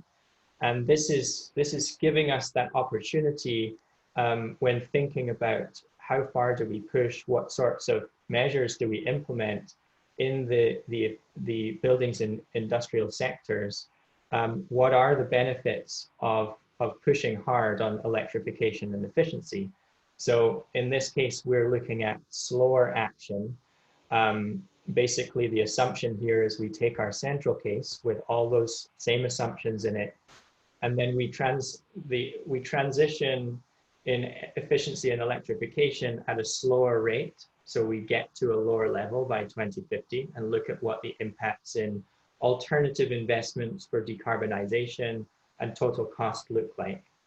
And then low electrification in transportation, it's really the same concept, but applied in the transportation sector. What if we retain a higher proportion of gasoline and diesel burning vehicles by the time we get out to 2050? What do we have to do in other areas to be able to lower emissions in the state, and what kind of cost impact would that have? And then the final two cases here, the first is behavioral changes. As I discussed a couple of slides ago, we're looking at the case where customers do change the way that they use energy. One example is reduced vehicle miles traveled, and that could reflect shifts in usage of different forms of transportation. And then also reductions in service demands in other end uses that reflect customer behavior changes. And then finally, constrained renewables and transmission. This is a case that there's been a lot of interest in, where it's one of the great uncertainties of transitioning to a lower zero carbon economy. We have to build up so much new infrastructure that it uses a lot of land. There are difficulties already in siting renewables, in siting new transmission. citing new transmission corridors. All of these things take a long time in planning and permitting. And if we can't get as much as we think we can get in the central case, what is the impact of that? So in this case, we're taking that central case and we're reducing the resource potential. So we can build less wind, less solar, and we're putting tighter caps on installation rates. So we can build less renewables per year, as well as limiting the opportunities for expanding interties between Washington and the surrounding states. So what kind of impact does that have on costs? What are the alternatives to be able to meet our emissions targets, while at the same time dealing with these more significant hurdles than what we assume in the central case? So the takeaway from all of these scenarios and how this plugs into the rest of the analysis is it's really representing challenges and hurdles that may have to be overcome by the various different types of technical advisory committee policy development processes. What are the benefits to being able to get more electrification, of being able to incent behavior changes, of being able to get faster siting or expanding transmission? And if those benefits are significant, how hard should we push in each one of those policy development categories to be able to accomplish more? So it's framing up just how much of a transformation is needed in the economy and giving additional data points to facilitate good policy development in the next step of the process. It's also developing all of those inputs that feed into the energy impact modeling that Scott just described in the previous section. So that's all from me on scenarios. We had a deeper discussion of this a couple of weeks ago with some more information, which is up on the website at the moment. I don't know if we're taking any questions just now or whether we're taking our break. I'll pass it back to Tom. Thanks, Jeremy. And I see that there are several questions coming in on the scenarios analysis. Here's my thought, because I do want to make sure that we're moving along and giving folks a break. After we come back from the break, we're going to be talking about the technical advisory process and doing some breakouts around a set of framing questions, et cetera, et cetera. I think some of the questions that have come up in the context of Jeremy's overview are probably relevant for those discussions in the breakout. So what I would encourage folks to do is sort of hang on to those questions. If it feels relevant to bring them up in the breakout discussions, I would encourage you to do that. If it feels like those questions are still lingering or not addressed in the breakouts, let's capture those and be able to do follow up with people on that. The pathways analysis is going to be ongoing and to some extent evolving over the next bit here. So there's opportunity for back and forth on those. So with that, let me just let folks take a little bit of a break here. Maybe we would just take 5 minutes or so and see if we can reconvene at 10:35, and we will talk then about the technical advisory process and go into those breakout discussions that I just alluded to. So for those who are following on YouTube and on TVW, this group is going to take a break for about 5 minutes or so, and then we'll reconvene right around 10:35.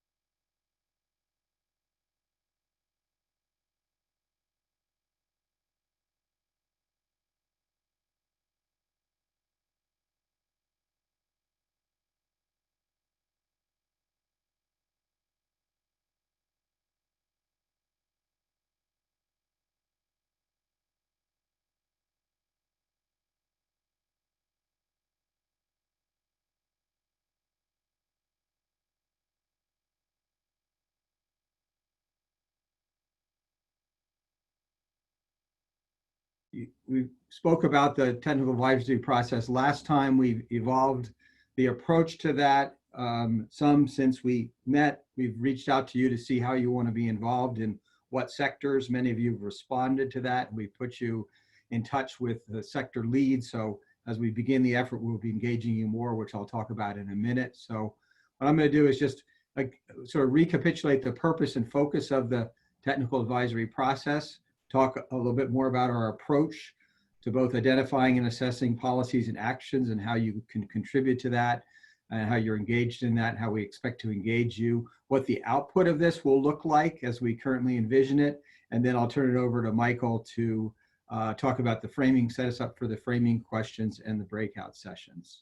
I think the discussion we've had about the economic analysis fits into this, the discussion about the scenarios, which really underpin the work we're going to be doing on identifying policies and actions which move us forward to our goals. So to refresh, this slide comes from the last advisory committee we had. What are we doing here in the state energy strategy, and how does the TAP process fit into that? You know, our goal is to achieve the legislatively mandated GHG reduction targets and have the energy sector contribute its piece to that. And those targets have been set pretty clearly for electricity and overall for net zero, while you know, maintaining a competitive economy, including competitive energy prices, addressing equity issues, meeting the needs of low-income, vulnerable populations in both urban and rural areas, addressing workforce development, those considerations. So we have multiple objectives we're trying to achieve here, and I think Reeves's statement at the beginning about the importance of people is front and center, even though we're calling this a technical process. It's really about how do we have an energy system that works for people.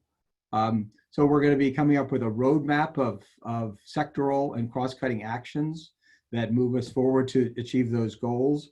And those encompass, we're calling it policies and actions, but really a broad range of legislative, programmatic agency action, private sector action, you know, how we might advocate federal action, addressing, you know, again, a range of issues. So we're not just thinking about what is going to be the legislative package next session, but more broadly, policies and actions over the next decade that move us towards the goals we have set for ourselves.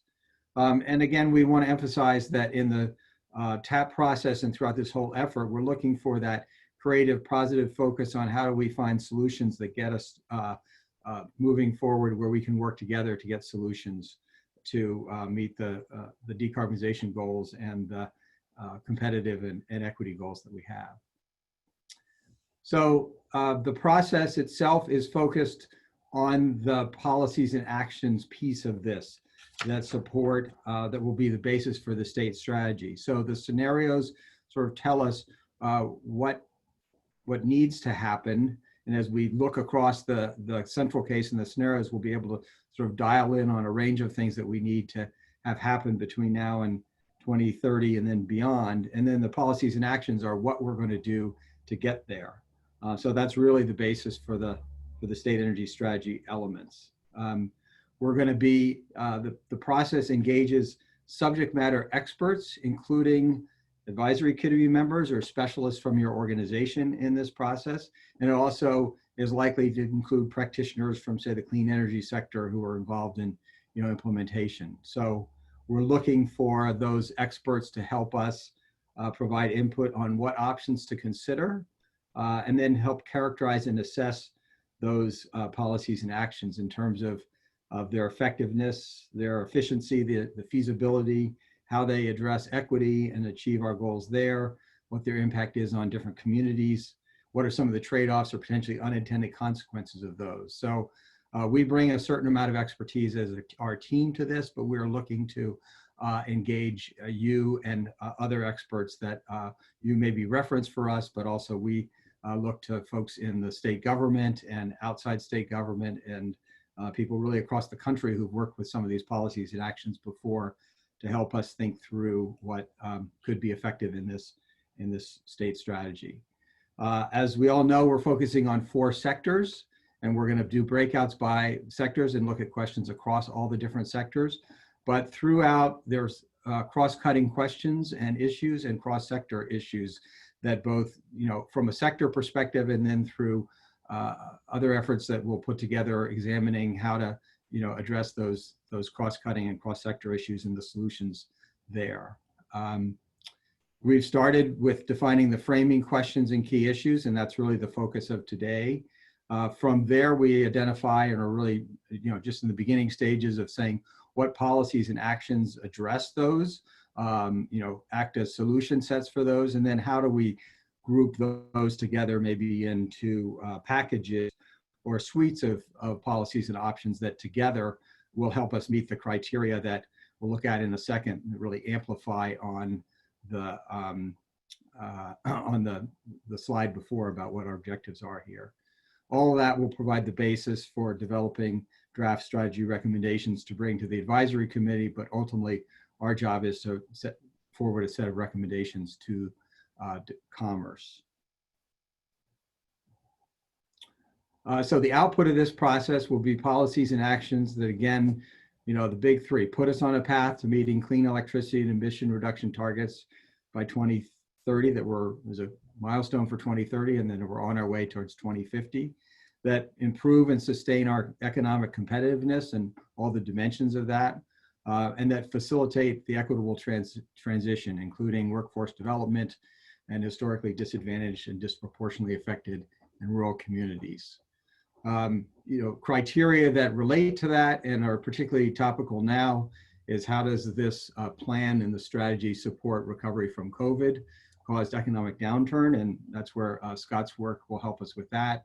Obviously, we need reliability and security of our energy system, maintaining affordability, as I mentioned earlier, avoiding the lock-in of investments and infrastructure that basically locks us into that higher emissions pathway. So we have to find the right balance there to get us on the path and stay on the path with the investments we make. Position us to leverage federal stimulus if that becomes something that is made available out of the federal government as we work to recover from the COVID at the national level. And then we'll look with a lens for feasibility, both in terms of the short term and the long term. Some things may not be feasible today, but could become feasible if we lay the groundwork for those. So this is the policies and actions, and then those packages will be screened in the context of these criteria, and together meet these for the sectors and for the entire state energy sector. So this slide really just puts it all together in terms of identifying the check-in points and where the advisory committee is engaged formally, some of the gates along the way here towards a report, and then I'll talk a little bit more about how this technical advisory process is going to work. We've talked today about the DDP modeling scenario and sensitivity work, and how that comes in the work that Scott's going to do on microeconomic modeling. So today we're at Advisory Committee Meeting 3, and we're going to be discussing and getting your feedback on the framing questions. Are we looking at the right issues in the right way for each one of the sectors? So we'll get your feedback on that in today's meeting and through follow-up.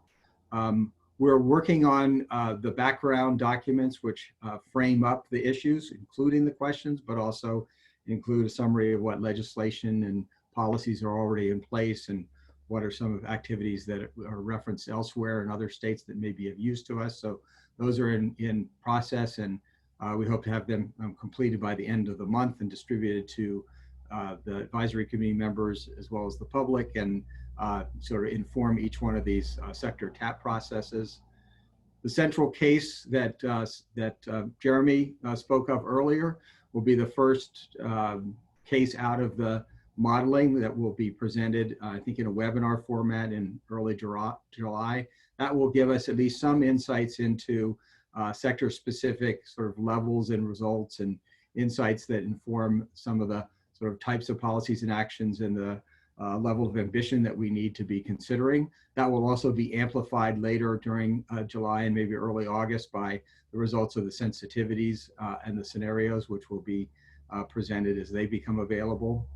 We hope in the July meeting to bring back to you from this work. Really, it's going to happen relatively fast, a draft set of policies and actions by sector and goals, which would really be sort of what levels are we shooting for, say, in terms of the amount of efficiency in the building sector or the amount of electrification in the transportation sector, that type of sector goals.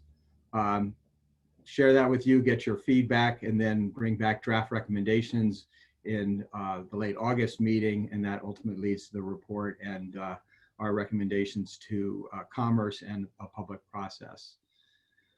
The technical advisory process itself is going to really consist of a series of discussions, really topic-specific discussions, where we engage with, we pick a particular issue and we reach out to advisory committee members who have expressed an interest. We bring in experts that we've identified, or you suggest experts and practitioners that could help with that discussion. And that could be in a Zoom format, could be in a small webinar format, could be even in a smaller group format, to really engage again on specific topics that come up that we need to dig in on, that will really emerge from the framing questions that we're talking about today. So you'll be kind of engaged in that to the extent that you want, and we've already had, as Eileen mentioned at the beginning, people bringing forward ideas and suggestions for scenarios and discussions. So we'll continue that sort of organic involvement process. So that's what we're going to be doing starting after this meeting and throughout the next couple of months, to really dig in on the research and assessment of the policies and actions that will get us to our goals. As I said, the DTV modeling will start with the central case. The scenarios will be presented as they become available after that, and the sensitivities, I think some of the questions that were raised in the chat could get to those sensitivities, will be brought forward to really serve the needs of the TAP process and our decision making here. And then the macroeconomic modeling follows that in terms of, with our final sort of package of draft strategies, what are those economic impacts, and what's the impact on equity, and does that get us where we want to go from that standpoint? So that is a quick overview of our process, and I'm going to turn it over to Michael to talk about the framing. As we have questions coming up in chat, we'll try to deal with those in the breakout sessions, where we'll be in smaller groups and we can really have more of a conversation about the questions people are raising. So please feel free to post those, and we'll do our best to answer them then. And we'll also do, as Tom suggested, write up summaries of questions that we weren't able to answer, that we want to make sure everybody understands the approach on. So, Michael. Thank you, Mark. Hello, everybody. Yeah, stay at that opening slide for a sec. So I'm just going to give you a quick walkthrough of the framing questions, just to tee us up for the breakout sessions, because the key element here is hearing from you all. We really need your guidance and feedback right now. Are we identifying the right high-level issues that are going to frame the technical advisory process? So they're still draft. So the title really should say draft framing questions. We're looking for your feedback. Next slide. So you should all have received, I think, from the Ross team, a 6-page PDF of these framing questions, and I suggest that you all have that on hand now for the upcoming session if you don't already have it. So the way they're organized is that they all have an overarching question. For example, for the electricity sector, with efficiency and electrification as top priorities to achieve decarbonization, what policies, investments, and other actions are needed in the coming decade to meet CETA mandates and put the state on track to meet climate goals. They're organized around a series of key topics. The question, are these the right topics? Are these the right questions to be asking within generation resources, for instance? The question of the balance between centralized and decentralized resources. The questions of transmission and siting. How can we set up the transmission and siting needed to bring the level of resources we need for the levels of electrification that we need to get to, as indicated by some of the scenario work. And you see equity may be listed as 7, but it's integral to the whole work. As Mark emphasized and Reeves noted at the beginning, we're not going to succeed at this work unless we embed equity front and center to all the work that we're doing here. So next slide. I'm going to be really quick here because the important thing is these breakout groups. Just to note that each of these sets of questions, and let me just flag that Mark is the technical process lead for electricity. You're all familiar with Mark. Let me introduce colleague Derek Brokoff. Derek, you there? You unmute, just say hi. I'm here. Who you are. Hello. All right. Derek is the lead for the transportation sector. And there the question's a little bit different because unlike for electricity where we already have CETA and 100% clean goal and milestones along the way, we do not have similar goals that we're reaching for, as Mark mentioned, for electrification, for clean fuels, for reduction in vehicle miles traveled. So the question there is, how do we, what are appropriate levels informed by the modeling analysis and other inputs that you all bring? And what are the most effective and efficient and equitable policies and actions to achieve them? Next slide. So again, for the building sector, a slightly different set of questions, but we're all covering some of the same issues. You'll see, for instance, local governments, the key role that local governments play, and that's also integral to transportation solutions. And if you look at the actual detailed questions, everyone gets to that in those lists of questions. So let me just do a quick shout out here to Poppy Storm, who we're pleased to have from the 2050 Institute to join us to lead the building sector. Poppy, you there? Yes, I'm here. Hi, Poppy. Introducing Poppy. Okay, great. Then finally, the industry sector, which brings a whole set of different questions. Because of the nature of industry, unique suite of industries we have here in Washington State, including a number of emissions intensive, trade exposed industries with a number of unique processes that create challenges and opportunities for decarbonization. So there, let me just a shout out to Roel Hammerschlag. Roel, you there?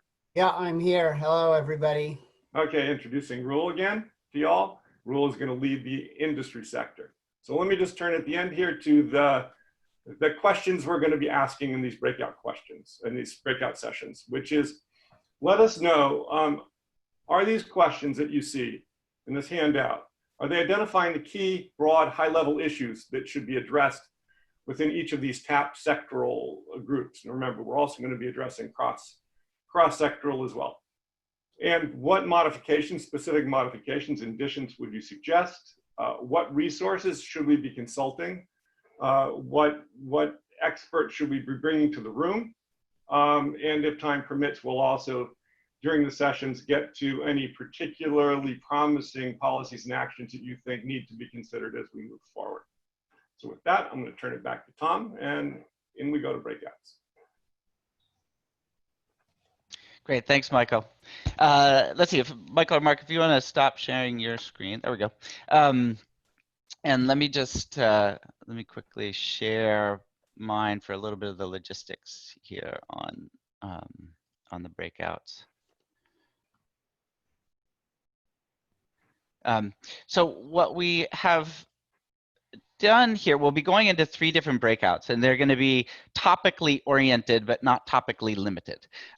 So what we want to do is sort of focus on the particular sector of the breakout. But if folks have issues, questions, things they want to make sure are on the table for other sectors, this is an opportunity to bring those in as well. But partly this is in the interest of time, and partly to make sure we've got the right topical experts in the right places. So we've done our best to try and identify people with areas of interest. If we've missed the mark, we beg forgiveness at this point, but also invite input on other topics through those. We're not going to be doing full report outs coming out of the breakouts. Just in the interest of time, what we're going to be doing is capturing the information from the breakouts and reporting that out after the meeting, and then that goes into the individual technical processes by sector. To the extent that there are kind of process questions too that come up in the breakouts, we'll track those, and that can be part of the synthesis and report out to be able to answer questions that people have around process. The breakout sessions are going to be recorded, and along with the meeting recording, they will be posted, but the broadcasting is going to be paused just for technical reasons. So for those who are following on YouTube and TVW, there's going to be a pause here, and for everybody, when we get into the breakout sessions, if you can remind the facilitators to hit the record button on the breakouts, that would be helpful to get the collective memory going here. Also, for folks that are following along on TVW and YouTube, I just want to remind you that we'll be coming back together at about 11:45 for the public comment period. So if folks have comments that they want to bring in at that point, please submit those to energystrategy@commerce.wa.gov, and we'll read those or paraphrase those as appropriate when we all come back together at 11:45. All right, so at this point, I will turn it over to my colleague, Heather Martin, who will get us into the appropriate breakouts. We'll go to about 11:35 or so. We'll get a notice out when we've got 5 minutes remaining before we come back together. Excuse me just Yeah, for a second, Eileen, go ahead. Eileen. I just wanted to note that there are a lot of questions in the chat that were about the scenarios, and so I want to make sure that advisory committee members know that we're going to figure out a process for making sure that we get all those answered, which might need to be making another webinar soon, or individually talking to each of the people who have raised their questions. So I just wanted to note that we're seeing them, and I know that we didn't have time to handle them, but we're tracking them, and we'll be getting back to everybody and or bringing together people as they wish to talk deeper about that. Great, thanks, Eileen. All right, let's see, Heather, so I will turn it over to you to get us all into the breakout sessions. Okay, so, and just as we did in the March meeting, it might be a little jarring, but I'm going to start them now, and you will go to your appropriate breakout room.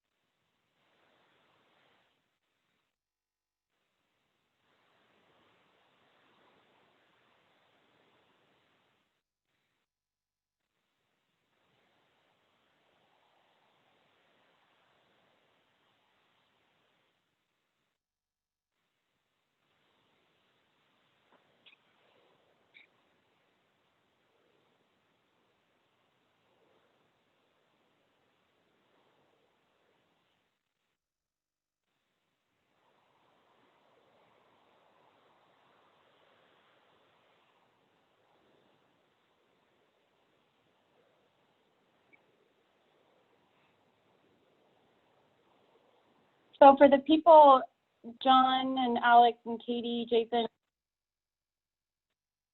are you able to join your room?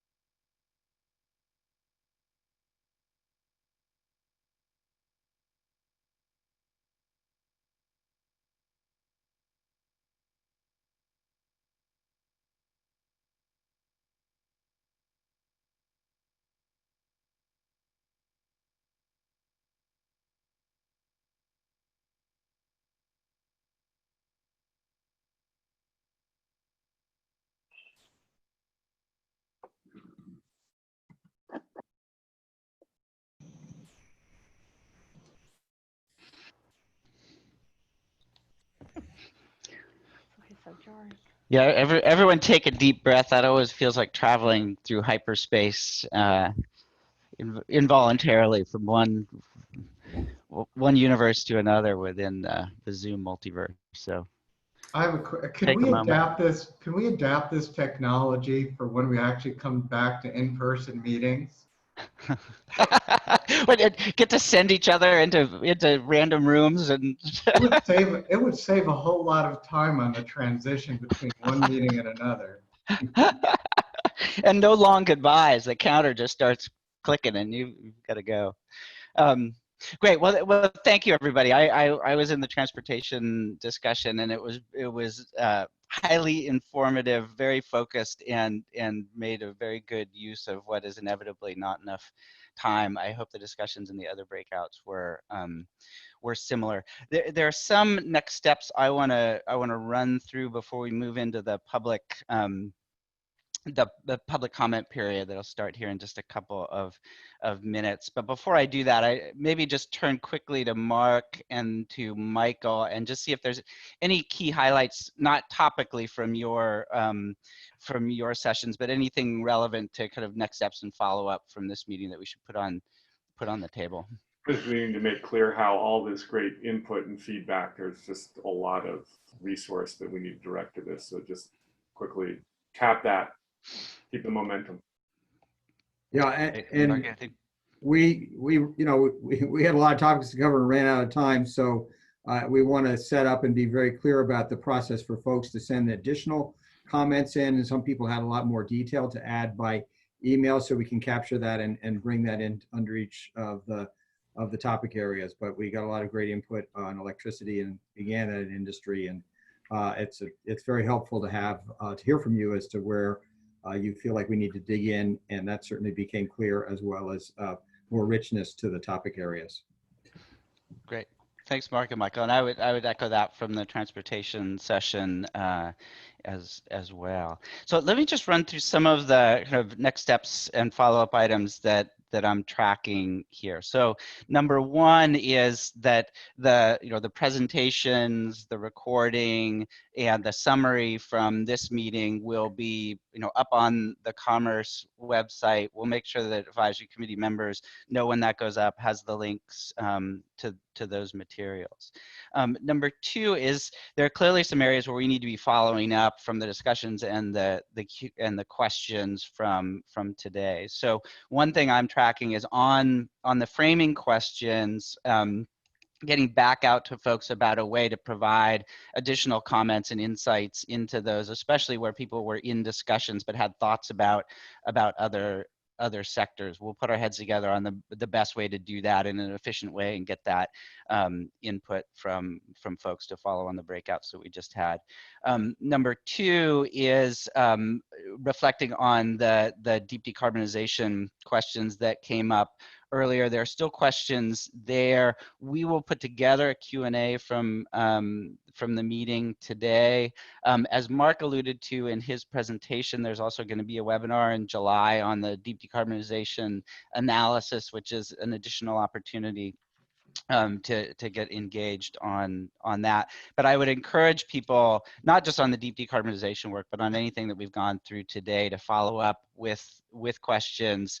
The teams are ready and available to answer and discuss.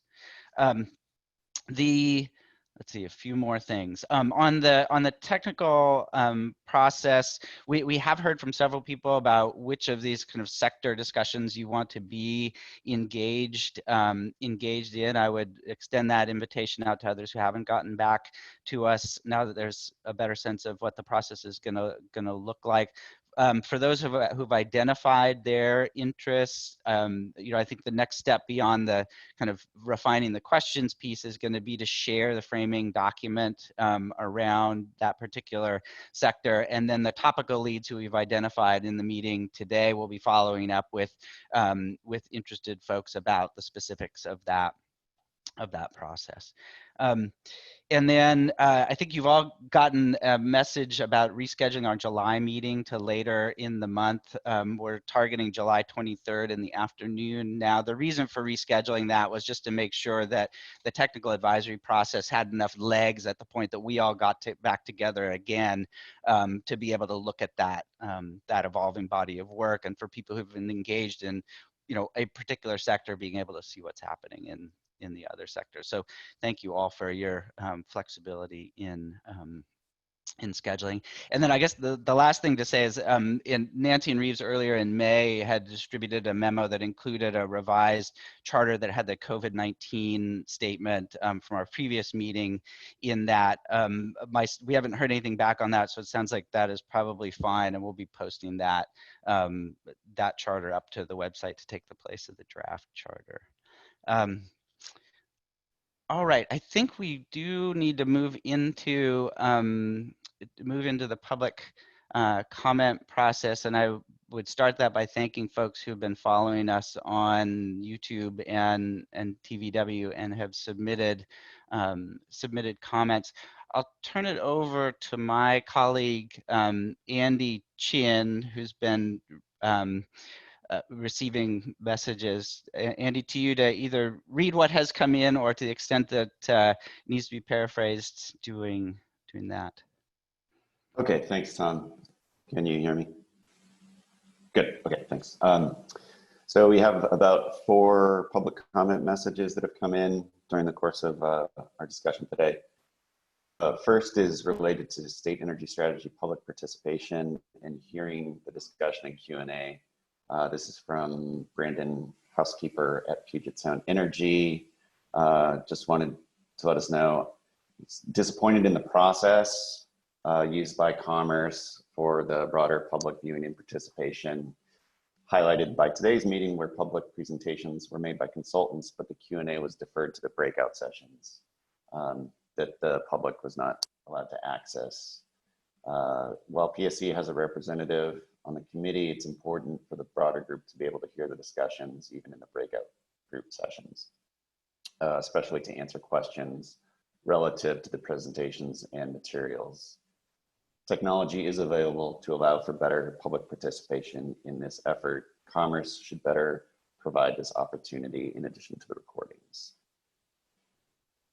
Next up, we have a comment from Tony Usabelli from the Department of Commerce. Tony wanted to thank everyone for the opportunity to comment, and he wants to underscore the need to widely and fully engage and educate the public and non-energy organizations in the process and outcomes. He wanted to tie this into the increasingly critical consideration in our world of pandemic, economic recession, and demands for social justice and systemic reform. And he reiterated one of the guiding principles for the group set forth by the legislature to ensure that the state's energy system meets the health, welfare, and economic needs of its citizens, with particular emphasis on meeting the needs of low-income and vulnerable populations. So Tony thanked Reeves for his opening statements around that and urged the group to deeply examine the equity questions presented as part of a framing question discussion, and ensuring that any of this group's recommendations fully address those elements. And he wanted everyone to know that the success of the state energy strategy as a long-term guide for a state's energy future depends on how those questions are answered. And then Tony has submitted a paper by an individual from Arizona State University called The Ethics of Energy Transitions that he wanted to share with this group, so he'll send it around. And I just wanted to note that Tony is, I misspoke, Tony is formerly with the Department of Commerce. He's not currently with the Department of Commerce. He's retired, so he's considered a member of the public. So sorry for that correction. 2 more comments. One from Jessica Koski of Blue Green Alliance. I very much appreciate the technical team lifting up the economic analysis in light of our current financial crisis. It's important that we're grounding work on the state's energy strategy in economic impact and equitable development. Thank you for taking the time to help us understand the models. It's clear from today's presentation that we'll be able to glean a lot of high-level insights. It's also important to recognize the limits of these models. A lot of the information that we'll need to identify, evaluate, and address distributional and workforce impacts may be buried in net impacts. We need to be equally clear about what these models won't tell us so that we can seek to address those blind spots. The more granular the results, the better. Also want to note that workforce and procurement policy can play a major role in increasing the positive economic impact of investments, but this won't be visible without some type of scenario-based modeling. When it comes time to translate model outcomes into policy recommendations, it will be important to be proactive and intentional in making sure that we're creating those high road economic opportunities with equitable access and preventing manufacturing leakage. And then one other comment, last one, from Donna Albert, no affiliation provided for Donna. She says that agricultural biofuels, I'm sorry, and the title is Biofuels Caution. Agricultural biofuels have huge land use implications and emit about as much CO2 as gas or natural gas when burned. It's nearly impossible to assign enough CO2 sequestration from the growth of biomass to eliminate this quantity of emissions. For instance, it's generally accepted now that corn ethanol is not climate friendly. She'll provide written comments later on that, on the limitations of other biomass sources. I am concerned that any scenario that assumes a significant amount of biofuel use of any kind, not just corn ethanol, could create a market that locks in climate damaging practices on a large scale over a long period of time. In general, burning biomass on a large scale for electricity generation to heat buildings or to power vehicles will not compare favorably to lower emissions options. And she said she'll provide additional comments. So those are the public comments. Thanks for listening. Great. And thank you to everybody that has that provided comments, and for those who have been following along on YouTube and TVW for the morning. We really appreciate both your interest in this topic as well as your input to it. We also will be there in the fall. There will be more extensive public outreach and public engagement process as well. Let's see, I want to just maybe turn to our co-chairs, put you on the spot here at the end of the meeting, and Reeves and Nancy, see if there are any closing thoughts that that you have based on this morning's discussion.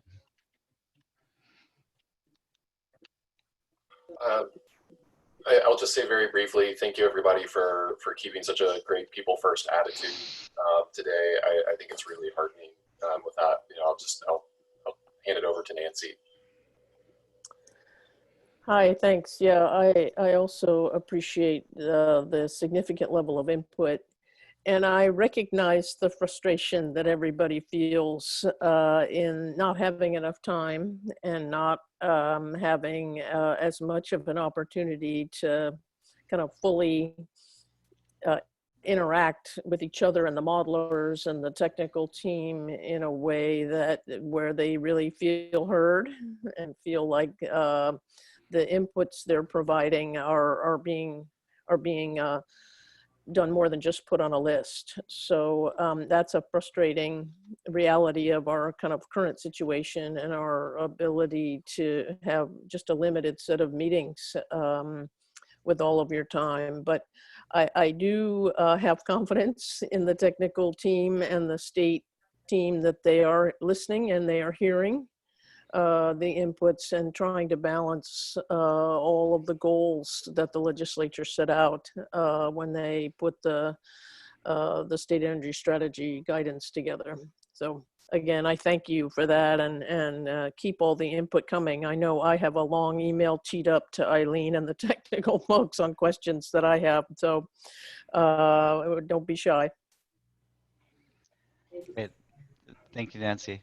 Yeah, and I would just emphasize that. I mean, we all are adapting to the world that we're in, and we're balancing the means that we have to engage with folks here. So, do let us know about things that we can do to help engage folks.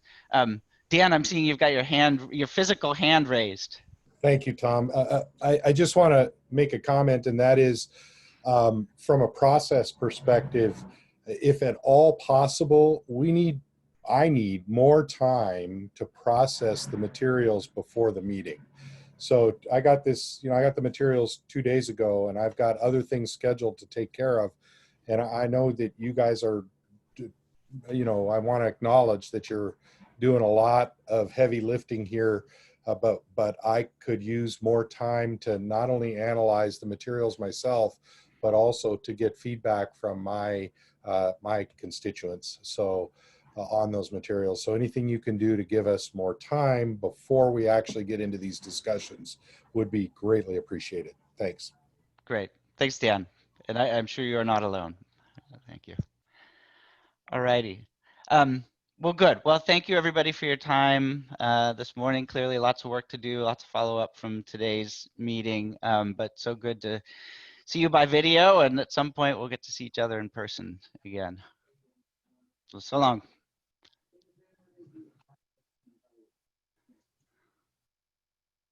Might as well. Yeah. And it should go